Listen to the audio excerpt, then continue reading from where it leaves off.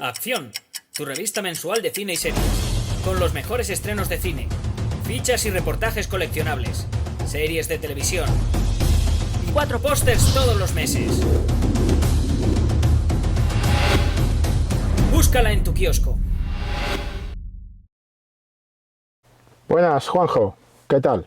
Vamos a hablar de Tiempos Modernos, la película que pediste de Videocríticas a la carta. Como siempre, unas advertencias antes de empezar. Esto es un vídeo de la revista Acción, Acción Televisión, pero también Acción Cine. Un mensual que podéis encontrar en los kioscos y que, entre otras muchas cosas, pues incluye bastante coleccionable. En estos momentos estamos, por ejemplo, con el coleccionable del cine musical, con carteles, pero que también incluye pósters y mucha actualidad de cine y de televisión, con entrevistas, reportajes, críticas, opiniones, artículos del cine de ayer y de hoy.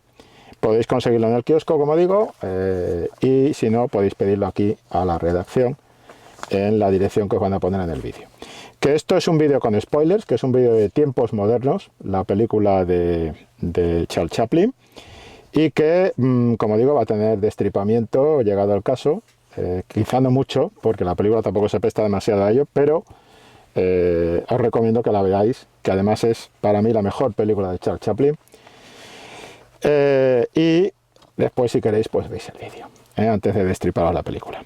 Y por último, pues que si os gusta le podéis dar a like y que podéis suscribiros al canal de la revista Acción. Y dicho todo esto, Juanjo, pues vamos a hablar un poco de Tiempos Modernos. Como he dicho ya, para mí es la mejor película, a mí es la que más me gusta, pero además es que creo que es la mejor de toda la obra de Charles Chaplin, de los largometrajes de Charles Chaplin, y que creo que además contiene su particular opinión sobre un tema que me parece muy interesante. Un tema que es el sonido, como el encuentro-desencuentro de Charles Chaplin con el sonido, ¿no? Entonces hay varios aspectos que hablar sobre esta película, varios temas que abordar sobre esta película, y yo creo que podemos empezar por el más obvio. El más obvio es sin duda su lectura de carácter sociopolítico. Es una película que hace bastantes alusiones a ese código de idea política que podría haber tras las imágenes que nos está proponiendo Chaplin. Es su película en ese sentido más comprometida. Habría quien pensara, pues no, es el gran dictador, o no, yo creo que la más comprometida es esta, desde un punto de vista sociopolítico, y es una película que viene a, no denunciar, sí, denunciar, en cierto modo. Pero sobre todo pensemos en cómo arranca la película. Yo tengo aquí la imagen. Una historia sobre la industria, la iniciativa individual y la cruzada humana en busca de la felicidad. Claro, este arranque de Tiempos Modernos te hace ya una clara alusión a la doble lectura, al doble sentido que van a tener todas las imágenes que vamos a ver después. Y Juanjo, como te podrás imaginar, pues ese tema de la industria, del apoyo a la industria, de tal, está tejido en torno a una idea de explotación de la máquina hacia el hombre, de explotación del hombre dentro del sistema capitalista cuando llega la máquina. La máquina en la película es casi un protagonista propio, sobre todo en su primera parte, y tiene esa componente de comentario casi ludita, diría yo, sobre cómo la máquina deshumaniza al hombre, ¿no? Las imágenes de arranque, además, Chaplin también se ocupó de la música, y la propia música imprime, y en ese sentido ahí está también el tema del sonido, ¿no? Cómo la música, cómo al incorporar la música, imprime un peso a las imágenes, pero también imprime un ritmo desde el principio. Esa música como industrial, podríamos decir, para la época, nos marca esa idea. Hay que decir que esto es una película de 1936 y nos marca esa idea de esa imagen del ganado, ¿no? de las ovejas, asociada a la imagen de los obreros saliendo del metro para dirigirse a su trabajo, ¿no? Y después hay una imagen, un plano que me parece muy significativo, que es un plano donde la máquina ocupa todo el centro del plano,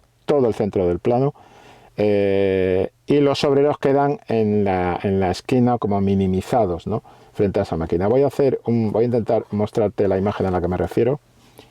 Es concretamente esa imagen, ¿no? Esa imagen de la máquina ocupando todo el peso en el plano, y cómo los obreros quedan como empequeñecidos, minimizados frente al poder de la máquina, ¿no? Ese juego que hace Chaplin de imagen al principio de la película, ya desde el principio, dejando las cosas muy claras, o sea, sin engañar al espectador, no ofrece ningún tipo de duda. Es decir, su opinión está clara: el ser humano abusado por la máquina.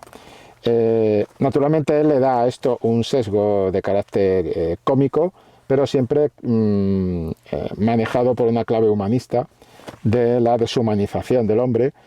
Todos los espasmos que tiene el personaje interpretado por Chaplin, después de apretar las tuercas y tal, como se produce un deterioro incluso físico y mental del personaje de Charlotte, por llamarlo así, en su encuentro con la máquina, en esa especie de cadena de montaje absolutamente abusiva, ¿no? Después hay otro tema interesante que me pareció muy curioso, es la idea de la presentación del jefe. Chaplin no se anda por las ramas.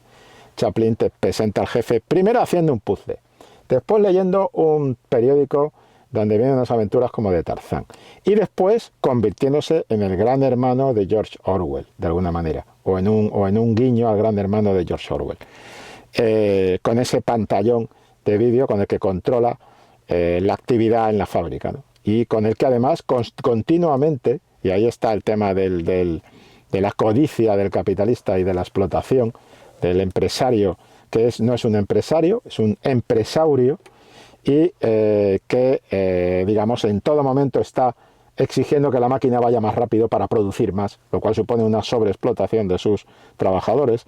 Y en un momento determinado, cuando se acerca al final de la jornada, lo que hace es pedir que la velocidad aumente más, porque él quiere que la máquina produzca continuamente. O sea, el retrato que hace del empresario Charles Chaplin no es nada benevolente con esta figura, sino que claramente le pinta como una figura ociosa, y casi pareciera que se lo está soplando al oído Carlos Marx cuando estaba redactando El Capital.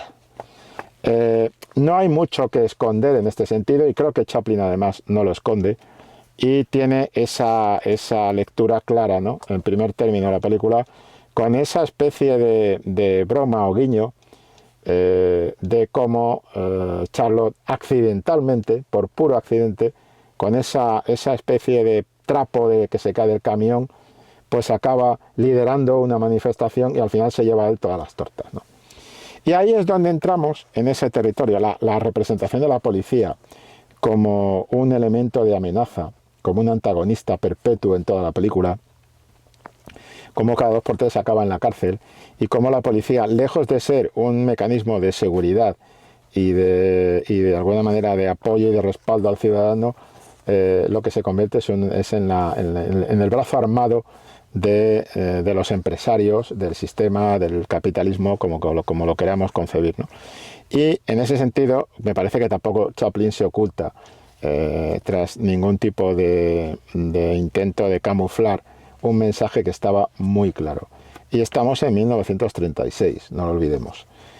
Tomaron buena nota los de la caza de brujas, el senador McCarthy y compañía, cuando llegó el macartismo, de todas estas imágenes, y le pasaron factura, ¿no?, de alguna manera. Evidentemente el Comité de Actividades Antiamericanas pues no debía tener muchas dudas de por dónde iban los tiros en tiempos modernos, porque estaba bastante claro en cuanto a la ideología y en cuanto a simpatías con comunismo y demás. Pero claro, esta es solo, yo diría que siendo la más evidente de los análisis o de las reflexiones o de las ideas que se pueden concebir en torno a tiempos modernos, Creo que más allá de ese significado, si se quiere, casi político de la película, que para mí está claro, y que además es curioso, porque en todas las imágenes de la máquina, en todas las imágenes que están relacionadas con la máquina, vemos planos que evidentemente nos recuerdan Metrópolis de Friesland, el comienzo de Metrópolis de Friesland.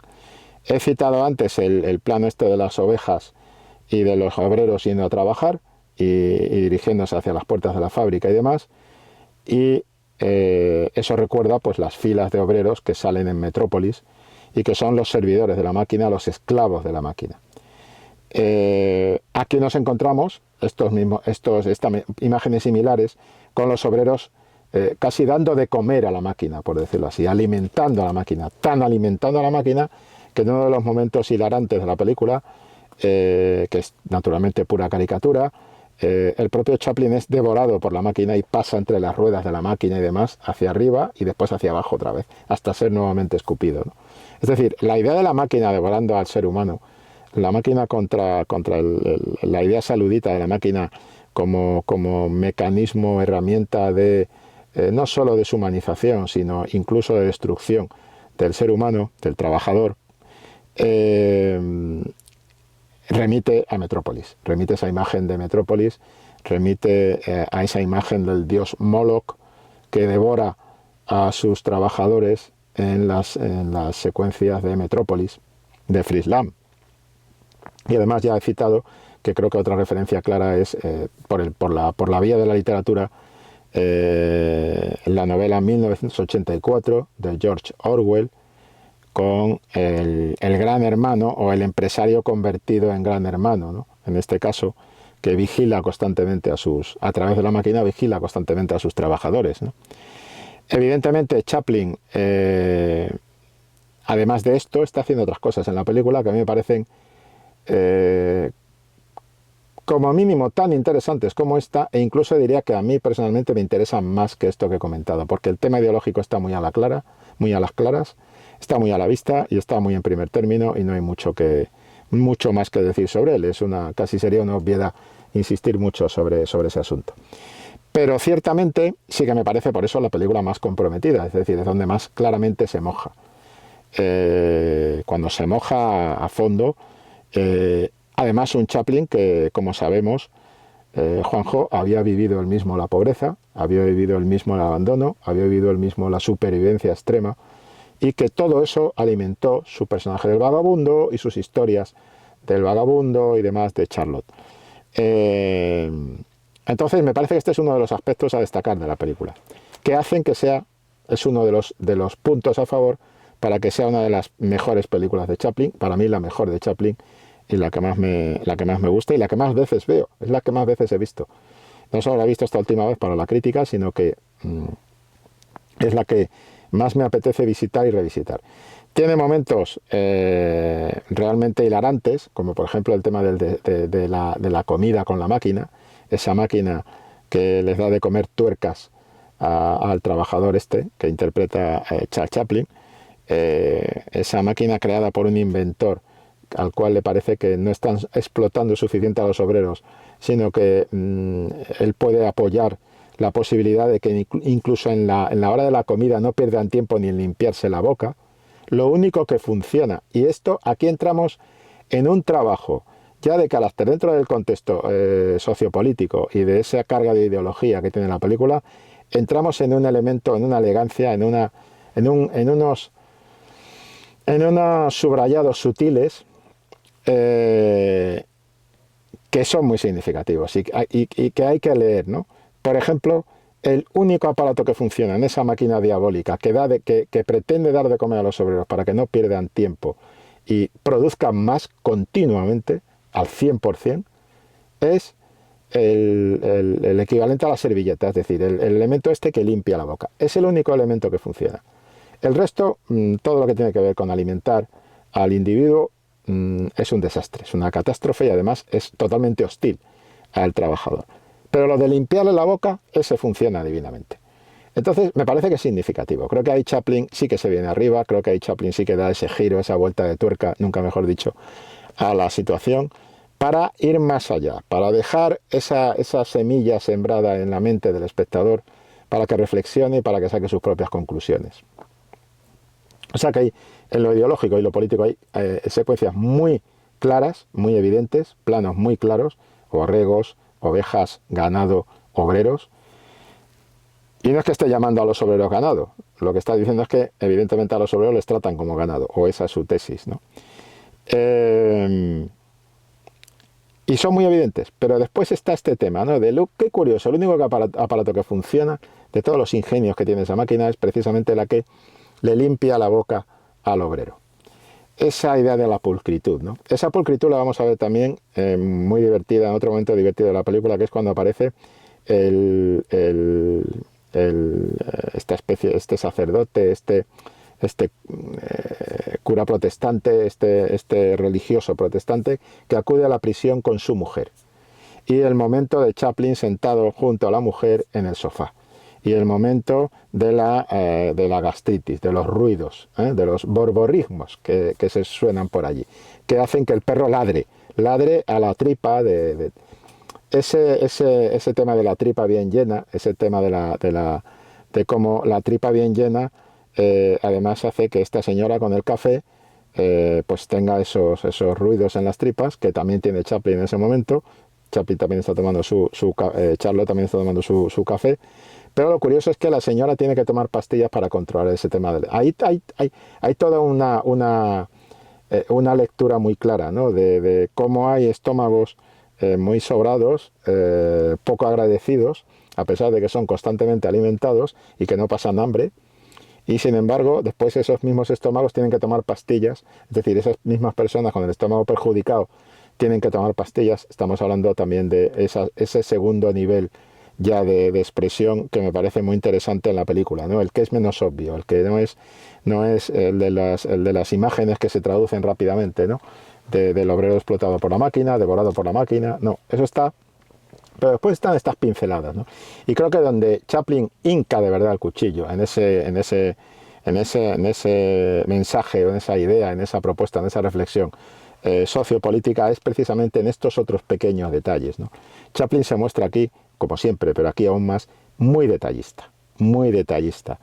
Entonces, en esos pequeños elementos, ¿no? En esos pequeños momentos sobre la situación sociopolítica que está abordando, teniendo en cuenta en el 36, quiero decir, ya ha pasado ha pasado, vamos a ver, el país está todavía sumido en el eco, en los ecos de la Gran Depresión del 29, pero Chaplin no está haciendo otra cosa sino retratar un poco esa idea, ¿no? de los trabajadores que se quedan en el paro, explotados, de situaciones de hambre, de situaciones de gente sin hogar, de gente que va, esto está expresado visualmente incluso en la película, de gente que va por los caminos, que es lo que hace Chaplin con la coprotagonista, con Paul Godard, al final, es decir, iniciar un camino, ¿no? Y él lo hace en clave optimista, pero ahí está, ¿no? Es decir, está retratando dentro en un momento en que todavía están los ecos de ese crack de la bolsa del 29, de esa crisis económica brutal, de esa gran depresión, él está retratando esa geografía que los espectadores han vivido recientemente en Estados Unidos y en otros lugares del mundo.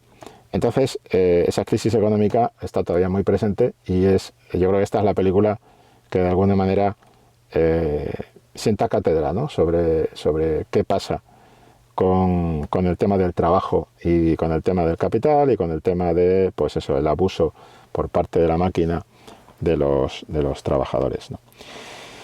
Pero aparte de esto, creo que hay otros dos elementos a destacar en la película.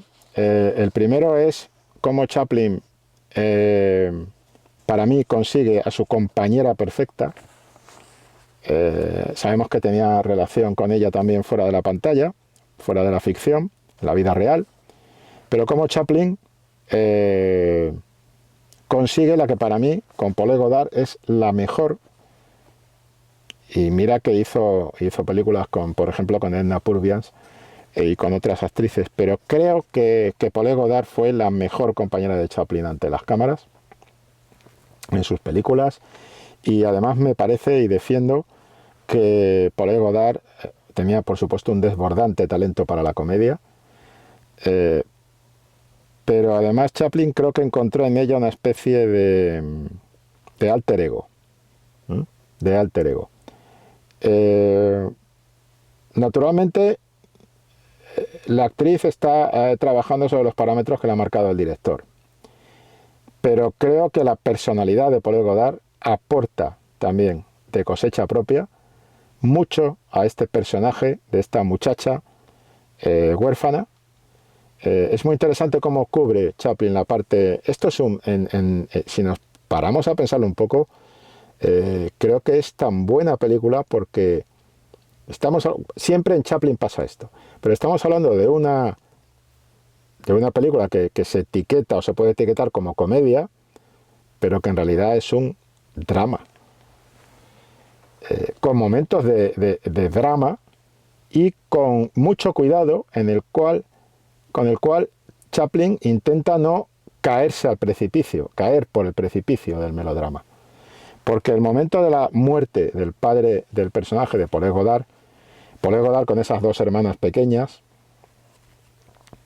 que es un momento terrible, que fácilmente hubiera sido utilizado como un gran pico melodramático de la narración por muchos directores y por muchos guionistas, Chaplin lo trata de una manera contundente, sólida, pero sin rebozarse en él. Porque Chaplin sabe que el público no va a ver sus películas para caer en un melodrama. Y aquí me parece que queda demostrado con esta película, con Tiempos Modernos, sabemos y se ha hablado muchísimo de la maestría absoluta de Chaplin como uno de los padres de la comedia en el cine, y eso nadie lo va a poner en duda y nadie va a descubrir nada hablando sobre ello. Pero yo creo que habría que empezar a pensar también en ese otro Chaplin, que es el Chaplin constructor de drama. Cómo con muy poco consigue llegarle, digamos, al espectador a lo emocional, pero pasando por la cabeza, pasando por el cerebro, pasando por la reflexión. El momento en el que a Paul Godard, cuando está en el momento de máxima dicha, cuando él ha conseguido sacar adelante de manera disparatada y absolutamente lo que parecía imposible, que es esa canción que se inventa, y ahora hablaré un poco de ese momento, y Charlot consigue el trabajo, a Paul Godard la detiene.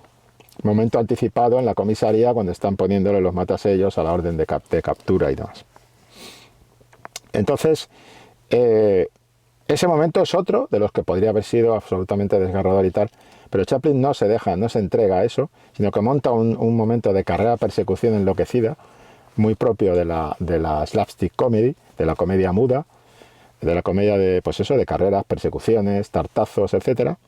La película también tiene un tartazo con la máquina, o sea, no se priva de nada. Creo que aquí Chaplin hace una galería de toda la panoplia de posibilidades que había venido explotando en todos sus cortos y en todas sus películas, pero Chaplin quiere zambullirse en el drama, que también lo ha jugado también como director en su primer largometraje, Una mujer de París. Chaplin quiere aportar el drama a su filmografía, lo va a hacer como director de largometrajes en todas sus películas, pero creo que donde mejor le sale, donde mejor manifiesta esa capacidad que tenía para abordar el drama sin caer, sin entregarse al melodrama, en un momento en que era muy propio del cine, no solo en la etapa muda, sino también en los años 30, entregarse al melodrama con facilidad en el cine de Hollywood. Chaplin se contiene y sí te deja ese momento. Hay un momento, para mí es el momento más dramático de la película, que es ya al final, cuando ya han escapado de la policía y están en el camino. Y es el momento en el que ella empieza a atar hace el latillo para ir por las carreteras, ¿no? Con el equipaje que tienen, que son 4 trapos. Y ella se queda mirando, y eso te lo sostiene Paul Godard. Ese momento dramático absoluto, ¿no? Que es cuando le dice, no, anímate, vamos a conseguirlo, vamos a salir adelante. De alguna manera ese mensaje optimista final con esa sonrisa que ponen los dos personajes, que es absolutamente desgarradora. que puede pensarse que es un final optimista, pero que para mí es uno de los finales más desgarradores de la historia del cine. Porque en definitiva, esta pareja, esta gente lo único que quiere es lo que decía al principio, las frases del principio, es decir, buscar su felicidad. Y se les niega continuamente. Y se les niega continuamente y son triturados, digamos, por la situación. Triturados por un sistema en el que parece que no tienen sitio. Y son abandonados, y son echados a la carretera de alguna manera, son perseguidos. Y todo esto está contenido en esa sonrisa final de los dos personajes, que es una sonrisa amarga. Es una de las sonrisas más amargas de la historia del cine. Y ahí es donde Chaplin, para mí, sube muchísimos peldaños, más allá de la comedia, y se convierte en el maestro del cine que era. Claro, yo he dicho en alguna ocasión, yo soy más de Buster Keaton y tal. Claro, yo soy más de Buster Keaton porque Buster Keaton no te pone en estas situaciones tan comprometidas desde el punto de vista de lo emocional. Buster Keaton es un maestro de la comedia, pero emocionalmente no entras en territorio comanche, no entras en territorio de peligro con él. Sin embargo, con Chaplin sí. Y esa sonrisa final, después de esa caída de ojos hacia el suelo, de esa mirada hacia el suelo de Paul Godard, cuando los dos salen al camino, a mí me parece esa sonrisa se le queda congelada al espectador. Esa sonrisa de esos dos personajes que se van convirtiendo además un poco en sombra también porque van caminando por él. Y que te da una sensación como de estar desvalidos, de estar despojados, de estar desprotegidos frente a la realidad, ¿no? Creo que Chaplin alcanza aquí el tope de su carrera, lo más alto de su carrera, precisamente por estos gestos, por estas pinceladas, por esta elegancia, este toque sutil. Evidentemente nos reímos con todas las partes de humor, y evidentemente las partes de humor están muy bien tejidas, ¿no? Pero estos momentos son los que hacen grande la película, y creo que estos momentos no serían posibles sin Paul Godard. Creo que Paul Godard le aporta esa ductilidad, esa capacidad para estar en la comedia, una comedia además de carrera, de persecución, comedia locada, ella se mueve muy enérgicamente.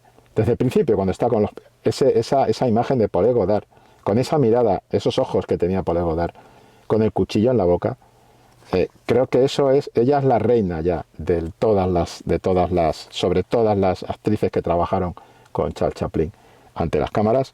Creo que ella es la reina absoluta, y creo que esto de alguna manera también testimonia. Paul Godard se dijo que era una de las candidatas o de las que podría haber entrado en el reparto de Lo que el viento se llevó como Scarlett O'Hara. Hubiera sido una excelente Scarlett O'Hara, excelente.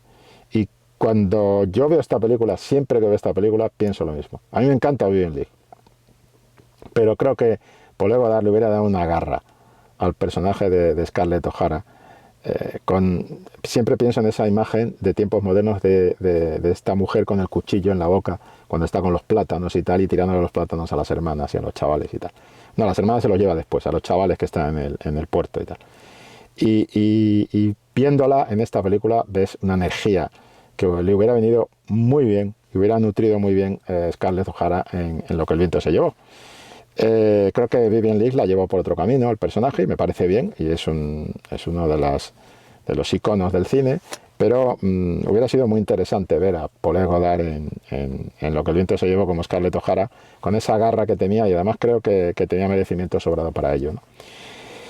Entonces, segundo tema claro a destacar, el peso de Paul Godard en la película, y cómo Chaplin encuentra su compañera perfecta de aventuras con esta mujer, alcanzando la posibilidad esa de llegar al drama, más sólidamente que nunca, ¿no? En su carrera como Charlotte, concretamente, y en sus historias, en sus largometrajes como Charlotte. Y después también es cierto que es a la que yo creo que le da más papel. Es a la mujer, el personaje femenino, el papel femenino que tiene más papel, más peso en su filmografía, en toda su filmografía. Creo que es una de las actrices a las que le dejó mucho más campo para desenvolverse, también aprovechando esa personalidad que tenía Paul Godard y que sin duda permitía hacer este tipo de juego, ¿no? Como digo, segundo aspecto que para mí destaca Paul Godard. Y después hay un tercer aspecto, que es el que hablaba al principio, el tema del sonido. Creo que esta película también tiene esa capacidad para entrar en el drama, porque en el fondo Chaplin está, no voy a decir viviendo un drama, pero profesionalmente podríamos decir que sí que está viviendo un momento complejo de su recorrido. Ya ha demostrado todo lo que tenía que demostrar, ya es una estrella. Tiene todavía por delante varias películas, varios largos que también van a ser destacados en su filmografía, entre otros, por ejemplo, sin ir más lejos, El Gran Dictador. Pero creo que cuando rueda esta película está en el momento ese, en un momento que fue difícil para muchos maestros del cine, que es el momento en el que las películas tenían que ser habladas sí o sí. El cine sonoro, la llegada del cine sonoro. Y creo que Chaplin ajusta cuentas con el cine sonoro. Y creo que cuando Chaplin está hablando, ese título de Tiempos Modernos, cuando está hablando de la máquina, lo que está haciendo es, en mi opinión, escribir visualmente, escribir con imágenes, una especie de canto funeral por el cine mudo, por el cine no hablado.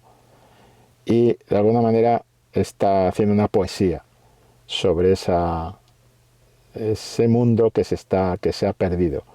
Quizá eso influye también en esa sonrisa que se nos amarga al final de la película, ¿no? Ese mundo que se ha perdido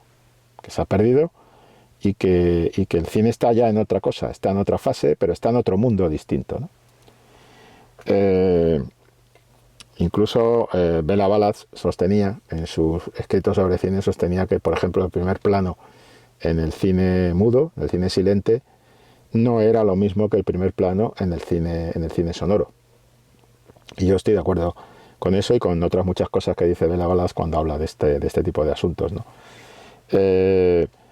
Y creo que Chaplin está haciendo esta poesía desde un punto de vista de su experiencia personal. Es decir, él se mostró reticente frente a la palabra y frente al sonido, pero después supo trabajar muy bien la música, supo trabajar muy bien el contenido de la música, como planteaba Eisenstein lo importante que era la música para completar el viaje de la película, para completar el viaje del montaje, para completar la panoplia de armamento, de herramientas que disponía el lenguaje cinematográfico y que en el cine mudo le faltaba.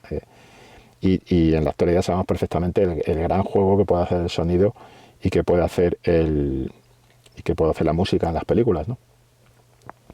Pero Chaplin, como digo, sirve la música como una especie de toque de atención y de marcación de un tono determinado para su película en el principio, con esa música de producción, casi esa música máquina, ¿no? del principio de la película, ese tono, ese ritmo de música como una máquina, como un motor lanzado a toda velocidad en el principio de la película, pero después una de las secuencias más hilarantes de la película es cuando, como pasa siempre, ¿no? Cuando él pierde los dos puños en los que Paul Godard le ha escrito la letra de la canción porque no se la sabe, entonces para que pueda leerla allí, pues hace así, salen los dos puños volando y automáticamente tiene que improvisar y improvisa. Improvisa desde una serie de gestualizaciones iniciales de mimo, mostrando su capacidad como mimo, y se inventa palabras, se inventa una lengua que no existe, pero con esa lengua que no existe y con esas palabras oímos cantar a Chaplin su canción pues con doble sentido de carácter sexual y demás, y entendemos perfectamente el sentido, la gente se ríe y él triunfa. Y lo que te está diciendo aquí es muy claro, es la palabra realmente no importa. Es el actor el que importa, no la palabra. Pienso yo que por ahí va un poco el tiro, ¿no? Y sin embargo supo utilizar muy bien, como digo, el sonido. Hay que ver cuándo suenan diálogos en la película. Hay que estar atento a cuándo suenan diálogos en la película. La palabra sirve para que el jefe dé órdenes. Después el resto de los personajes siguen en clave de cine mudo. Pero cuando el jefe da una orden, es con la palabra.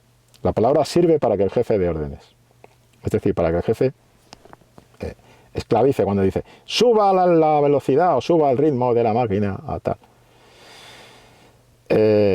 Y la palabra sirve continuamente. ¿En qué momentos entra la palabra? La palabra entra siempre en momentos en los que, digamos, son un poco como momentos negativos para los personajes. Entra en una clave como negativa. Y cuando él utiliza la palabra, cuando el propio Chaplin utiliza la palabra, el propio protagonista utiliza la palabra, lo hace inventándose palabras, inventándose un lenguaje que no existe. Y consiguiendo el humor, porque lo que importa es el actor y no la palabra. Creo que efectivamente estaba ajustando cuentas. Y además era innecesario porque después, como bien sabemos, en El Gran Dictador demuestra que él podía dominar perfectamente la palabra y además consigue muy buenos resultados en sus películas sonoras, incluso como actor, en cuanto a calidad de la propuesta y todo esto, ¿no? O sea, que no era una cuestión de esto me viene grande, cosa que sí les ocurrió, esto del sonido me viene grande, cosa que sí les ocurrió a otros directores y a muchos actores. Su voz de repente no encajaba con la imagen que tenía la gente de ellos en la pantalla, actores y actrices. Y hay toda una película sobre esto, que es una comedia, es una gran comedia, Cantando bajo la lluvia, es una gran comedia sobre este asunto, ¿no? El musical Cantando bajo la lluvia entra mucho en este asunto de la palabra y lo convierte en parte de su argumento y en su, probablemente, vamos, en la columna vertebral de su argumentación, ¿no? Pero el caso es que aquí Chaplin, que no tenía ningún problema en realidad con la palabra, quiero decir, en cuanto a su talento no queda frenado por la palabra. El de otras estrellas del cine mudo sí quedó frenado por la palabra, pero el de Chaplin no. Y sin embargo Chaplin quiere hacer esa especie de canto funeral por el cine sonoro y de advertencia, la modernidad de la palabra, ¿no? Los tiempos modernos de la palabra, también anticipando como pues algo que esta película es muy moderna realmente, porque esta película, si saltas por encima de las lógicas circunstancias del momento en que se rueda la película y demás, esta película es perfectamente aplicable a nuestra situación actual con redes sociales, con los teléfonos móviles, con internet, con los chats, es decir, ese frenetismo que te pinta Chaplin al principio es un frenetismo que estamos viviendo hoy cotidianamente, continuamente en nuestro mundo moderno, todavía más moderno, del siglo XXI. Y muchas de las actitudes y muchas de las situaciones y muchos de los problemas siguen existiendo, obviamente, a nivel político y social. Entonces Chaplin hace una película que no envejece. Creo que es su película que menos ha envejecido, no han envejecido casi ninguna, porque digamos, su carácter de icono se basa en que sabía adelantarse, ¿no?, a situaciones. Y sus películas son perfectamente aplicables a la actualidad, son perfectamente traducibles en la actualidad, a una situación más cercana, ¿no? Y creo que todo esto lo hace en base a darle un contenido que va más allá del humor, dentro de una carrera donde lo que creo que demostró Chaplin fue ser capaz de adaptarse a todo, de adaptarse de lo que es el corto al largo, de adaptar sus rutinas, sus gags al formato de largometraje. Creo que aquí eso también lo hace muy bien. Y de mantener la pureza de su personaje y de su interpretación.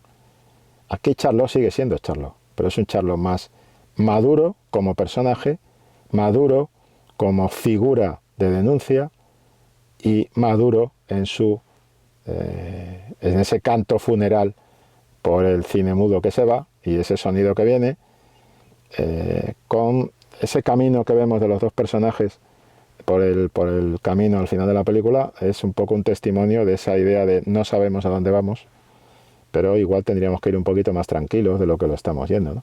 Del ritmo al que estamos conduciéndonos hacia el futuro, ¿no? Yo no leo optimismo en la película, al final, ya digo, leo pesimismo. Claro, alguno podrá decirme, eso es porque tú eres un pesimista. No, no soy un pesimista. Soy el optimista que piensa que cuando tocas fondo en la piscina todo va muy bien, porque ya más abajo no puedes ir, solo puedes subir hacia arriba. Así que seguimos hacia el fondo de la piscina, tocaremos fondo en algún momento, pero lo que quiero decir con esto es que esa sonrisa amarga del final, insisto en que creo que es un final que abre la puerta a ese otro pensamiento del icono Chaplin, del icono Charlot, del icono pequeño vagabundo que decían y tal, como una gran herramienta del drama humano, del drama del abandono, del drama de la soledad, del drama del rechazo, del drama del fracaso no tanto del personaje. El personaje es un superviviente, hace todo lo que puede por sobrevivir.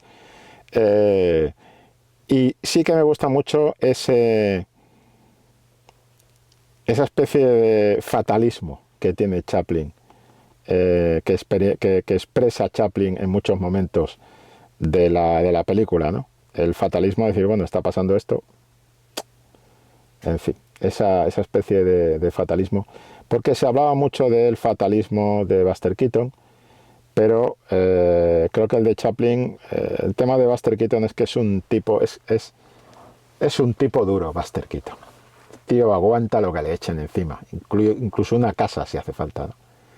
Pero Chaplin no, Chaplin siente. Chaplin, el personaje de Chaplin siente. Al personaje de Chaplin le duele.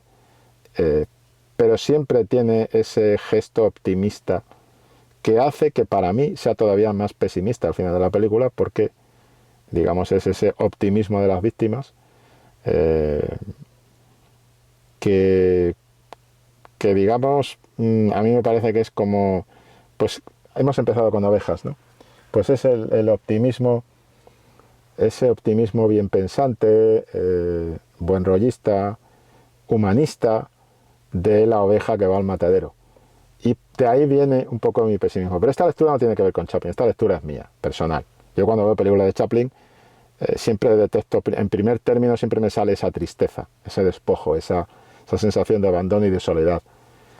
Y eso no me pasa con Buster Keaton. Así que como individuo egoísta que soy, pues veo películas de Buster Keaton y las disfruto mucho.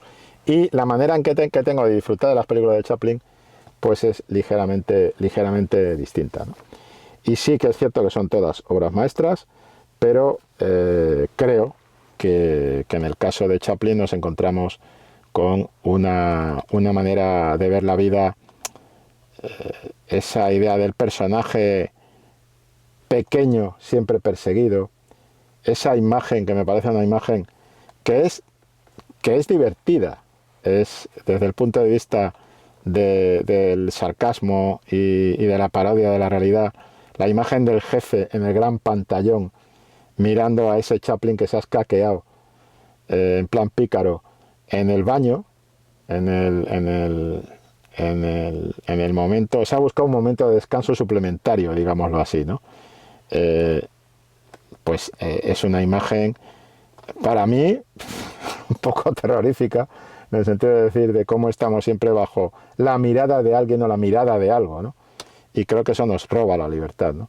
Después hay momentos muy divertidos, los momentos en los que empieza a apretar tuercas, que también están muy bien, pero yo, por ejemplo, me he guardado la imagen y me quedaré con ella como imagen, digamos, para invitar al optimismo, que es la imagen de Paul Godard con el cuchillo en la boca al principio diciendo, si las cosas están así, vamos a echarle un poquito de peleilla al asunto, ¿no? O sea, nada de rendirse, ¿no? Al final lo que pasa, por eso me parece un final pesimista, porque al final ella se rinde y él es el que levanta un poco la moral, pero ya no tiene esa garra que tenía al principio, es decir, ya ha sido suficientemente vapuleada como para que le empiece.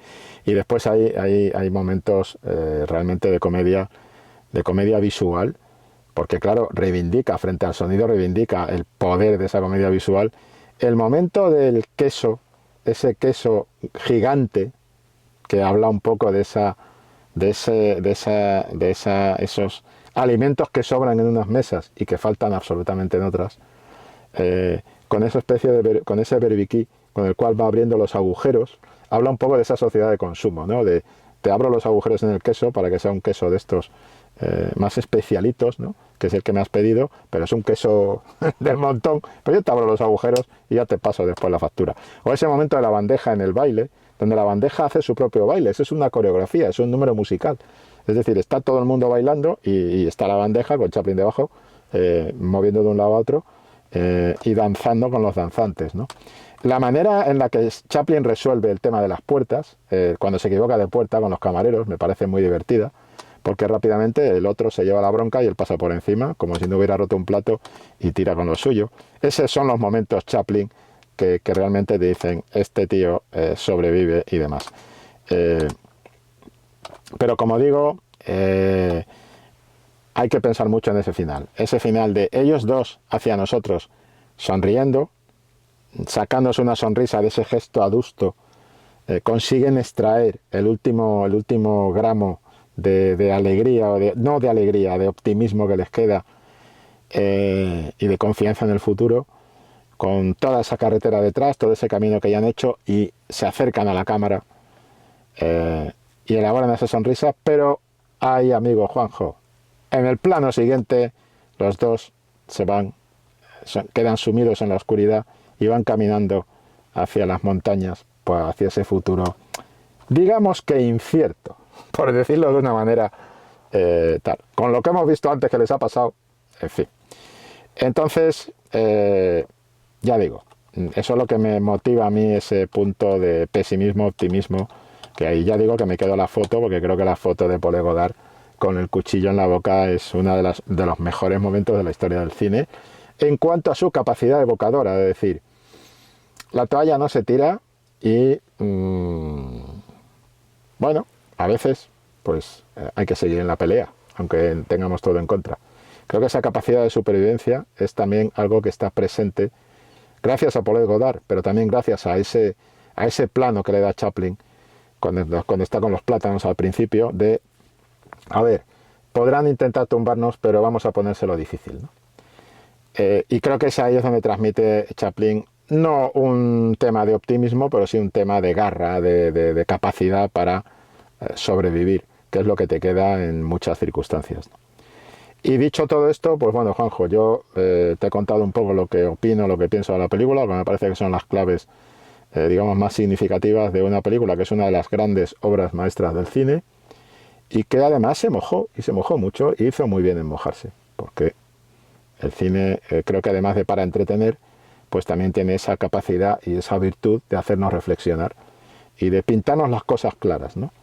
Entonces, creo que aquí lo pintó muy claro y yo no veo que las cosas hayan cambiado mucho. Nos dicen que ha cambiado, pero dependiendo en qué lugar te encuentres también, ¿no? Pero mi impresión después de ver Tiempos Modernos es que no hay que creérselo. Y ahí está la máquina. Ahora tenemos las inteligencias artificiales, las célebres, la polémica de las inteligencias artificiales. Bueno, pues ahí mismo lo tenemos. En fin, Juanjo, un placer hacer la crítica, gracias por la paciencia y nos vemos en otra. Hasta luego. Acción, tu revista mensual de cine y series, con los mejores estrenos de cine, fichas y reportajes coleccionables, series de televisión y 4 pósters todos los meses. Búscala en tu kiosco.